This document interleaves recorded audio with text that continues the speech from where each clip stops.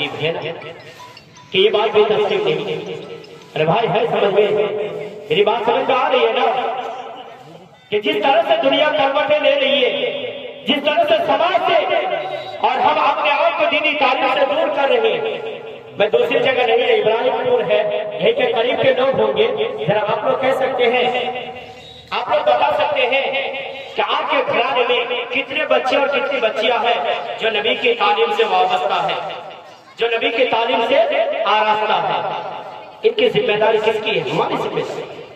तो सबसे पहली चीज वक्त बहुत कम है, इसीलिए एक चीज तो क्या है, हम भी नबी को अपने नबी की मोहब्बत सिखलाए। दूसरी चीज वहब्बी अहली बैतिही, अपने नबी मुहम्मद रसूलुल्लाह सल्लल्लाहु अलैहि वसल्लम के जो खानदान थे, जिसको अहले बैत कहा जाता है। अहले बैत ये नहीं कि जो माह मुहर्रम के अंदर एक झंडा निकाला जाता है, एक बांस लगाया जाता है, उनमें एक हाथ रहता है।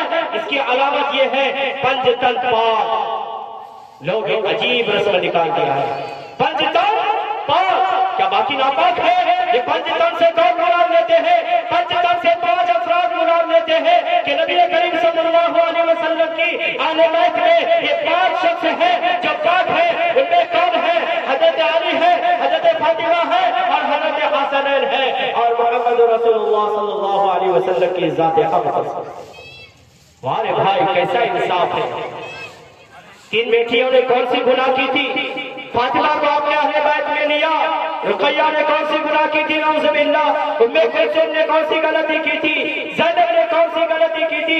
अज़वाज मुतहहरात में आयशा सिद्दीक़ा रज़ियल्लाहु तआला अन्हा, जिन्होंने दीन पहुंचाने में एक बहुत बड़ा किरदार अदा किया है, हदीस नकल करने में जिनके मुफ़स्सिरीन में नाम आता है, जिन्होंने सबसे ज्यादा हदीस रिवायत की है, वो आयशा की ज़ात अक़दस है। हमने कौन सी गलती पर उनको अहले बैत से निकाल दिया? तो मेरे दोस्तों, अहले बैत को समझना और उनसे मोहब्बत करना, ये मेरे नबी की दूसरी तालीम है कि अहले बैत से भी मोहब्बत करो।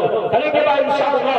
तीसरी चीज है, मेरे नबी मुहम्मद रसूलुल्लाह सल्लल्लाहु अलैहि वसल्लम ने जो तीसरी चीज फरमाई है, वो तीसरी चीज है वो तिलावतुल कुरान, कुरान करीम की तालीम दीजिए। आज मेरे दोस्तों, हम जरा बराबर गौर करेंगे, जरा सा सोचेंगे कि हमारे घरों के अंदर कुरान की तालीम कितनी दूर तक। मैं मुबारकबादी पेश करता हूँ, काबिल मुबारकबाद है वो बच्चियां और वो बच्चे और उनके गार्जियन जिन्होंने कुरान की तालीम के साथ अपने आप को जुड़ा है, जिन्होंने अल्लाह की तालीम के साथ अपने आप को जुड़ा है, जिन्होंने कलामुल्लाह के साथ अपने सीने को जुड़ा है। और उससे भी ज्यादा मुबारकबाद के लायक है वो उलमाए किराम जिन्होंने हमारी बच्चियों की फिक्र की है। वरना आज के इस 2026 के जमाने में हर इंसान को सिर्फ अपनी औलाद की पड़ी हुई है, हर इंसान को अपनी औलाद की फिक्र है। हम एक चैम्बर खोलते हैं तो दूसरे चैम्बर की फिक्र करते हैं, हम दुनिया के अंदर एक फैक्ट्री बनाते हैं तो दूसरी फैक्ट्री की हम फिक्र करते हैं। लेकिन ये मदारिस इस्लामिया वाले हैं, ये उलमाए किराम की जमात है जो हर वक्त यही फिक्र करते हैं कि हमारी कौम के बच्चे, हमारी कौम की बच्चियां, हमारे समाज के बच्चे और बच्चियां ये किस तरह से नबी को मानने वाले बन जाए, नबी की सीरत से वाकिफ हो जाए, मुहम्मद रसूलुल्लाह सल्लल्लाहु अलैहि वसल्लम से सच्ची मोहब्बत करने वाले बन जाए। इसी फिक्र में ये मदारिस इस्लामिया कायम कर रहे हैं, ये मदारिस इस्लामिया से जोड़ रहे हैं। हमारा फरीज़ा बनता है कि हम भी इससे जुड़े। मेरे नबी सल्लल्लाहु अलैहि वसल्लम आखिरी हदीस है, इसको बयान करके मैं अपने आप को खत्म कर दूंगा और आपसे रुखसत हो जाऊंगा। मेरे नबी की एक तालीम है, अल्लाह के हबीब सल्लल्लाहु अलैहि वसल्लम ने फरमाया, कुन आलिमन औ मुतअल्लिमन औ मुहिब्बन औ मुस्तमियन फलम तकुलिल खामिसा। क्या आलिम बनो, यानी पढ़ाने वाला, बच्चों को तालीम देने वाला बनो। अगर वो भी ना हो सके तो पढ़ने वाले जरूर बनो। और मुतअल्लिमन, पढ़ने वाले बनो। अगर पढ़ने की भी ताकत नहीं है और मुहिब्बन, तो जो पढ़ रहा है उनसे मोहब्बत करने वाले बनो। अगर इतना भी ना हो सके और मुस्तमियान, तो जो पढ़ा हुआ है उनका सुनने वाला बनो। मेरे नबी की आखिरी कलाम सुनिए, फलम तकुलिल खामिसा, पांचवा मत बनिए, फलम तुहलिकू, वरना तुम हलाक हो जाओगे। पांचवा बंदे से मुराद क्या है? ना हम आलिम बन पाए और ना ही मुतअल्लिम बन पाए, ना ही मोहब्बत करने वाले बने और ना ही उलमा का सुनने वाले बने, तो हमारे लिए हलाकत का जरिया है, हमारे लिए बर्बादी का जरिया है। इसीलिए मेरे दोस्तों, ये मदारिस इस्लामिया महफूज रखना है तो हमारी औलाद की ईमान महफूज रहेगी, हमारी औलाद की दीनी तालीम महफूज रहेगी। स्कूल कॉलेज दुनिया के अंदर बेशुमार है, लेकिन तालीम हो तो عائشہ صدیقہ رضی اللہ تعالی عنہا کے لباس میں ہو.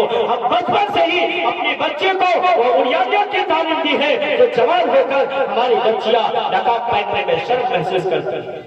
ہم نے بچپن سے یہ گزار دی کہ بچہ ہے بچی ہے جب بڑی ہو گئی تو ان کو آپ برقع پہننے میں نقاب پہننے میں شرم محسوس ہوتی ہے. نہیں میری ماں اور بہنوں، پردہ حضرت فاطمہ رضی اللہ تعالی عنہا کی ایک خوبی ہے جس کی بنا پر سیدۃ فاطمہ نساء اہل الجنہ کہا گیا. کون سی خوبی تھی حضرت فاطمہ کے اندر؟ یہی خوبی تھی کہ پردے کا معمول تھی، انہوں نے پردہ کی تھی. ایک مرتبہ حضرت فاطمہ رضی اللہ تعالی عنہا گھر میں بیٹھ کر رو رہی تھی. حضرت نبی کریم صلی اللہ علیہ وسلم گھر میں تشریف لے گئے اور کہا بیٹی کیوں رو رہی ہے؟ کہا ابو جان میں آج کسی کام سے نکلی تھی، میرے سر کا ایک بال میرے دوپٹے سے باہر نکل گیا تھا، لیکن مجھے نہیں معلوم کہ کسی بار غیر محرم کی نگاہ پڑی ہے یا نہیں پڑی ہے، لیکن میں شک میں ہوں کہ میرا بال دوپٹے سے باہر نکل گیا. وہ بال میرے سر میں رہے اور کل قیامت کے دن اللہ کے سامنے حاضر ہوں. اللہ اگر پوچھ لے کہ فاطمہ تیرے فلاں بال کو غیر محرم نے دیکھ لیا تھا تو میرے لیے رسوائی کا سبب بنے گا. میرے آقا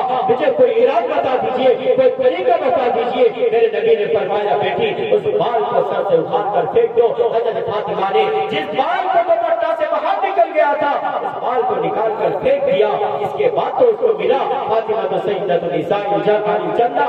آج بھی ہم اپنا آئیڈیل اور نمونہ ان علماء کرام کو بنائیں گے. ہماری بچیاں اگر صحابیات کو بنائیں گے، ازواج مطہرات کو بنائیں گے تو انشاءاللہ تعالی ہماری بچیوں کے اندر بھی دین باقی رہے گی، نبی کی سیرت باقی رہے گی، نبی کی تعلیمات باقی رہے گی، قرآن و حدیث کی تعلیم باقی رہے گی. اللہ تعالی ہم سبوں کو عمل کی توفیق نصیب فرمائے. اور ہر گھر میں میری آخری بات یہی ہے کہ ہر آدمی یہ فکر لے کہ بچہ بچی کہیں بھی پڑھے لیکن اتنا سکھانا. ہم تو نہیں چاہتے ہیں نا کہ ہم دنیا میں جس طرح سے ماں باپ اولاد سے محبت کرتے ہیں آخرت میں محبت کرنا چاہتے ہیں نا ہر انسان. تو یہ نہیں چاہتے ہیں کہ ہم جنت میں جائیں ہماری اولاد جہنم میں جائے، نہیں چاہتے ہیں. تو جس طرح دنیا میں اس کی کامیابی کی فکر کر رہے ہیں اسی طرح سے آخرت میں بھی کامیابی کی فکر کریں. اپنی اولاد کو، اپنی نئی نسل کو تمام تعلیمات کے ساتھ اتنی تعلیم ضرور دے کہ وہ اپنی دنیاوی زندگی گزار سکے. خاص طور پر ہمارے خواتین کو، ہماری ماں بہنوں کو، ہماری بچیوں کو اتنی تعلیم دے کہ وہ اپنی زندگی کے مسائل حل کر سکے. اللہ تعالیٰ عمل کی توفیق نصیب فرمائے. وآخر دعوانا ان الحمد للہ رب العالمین. السلام علیکم.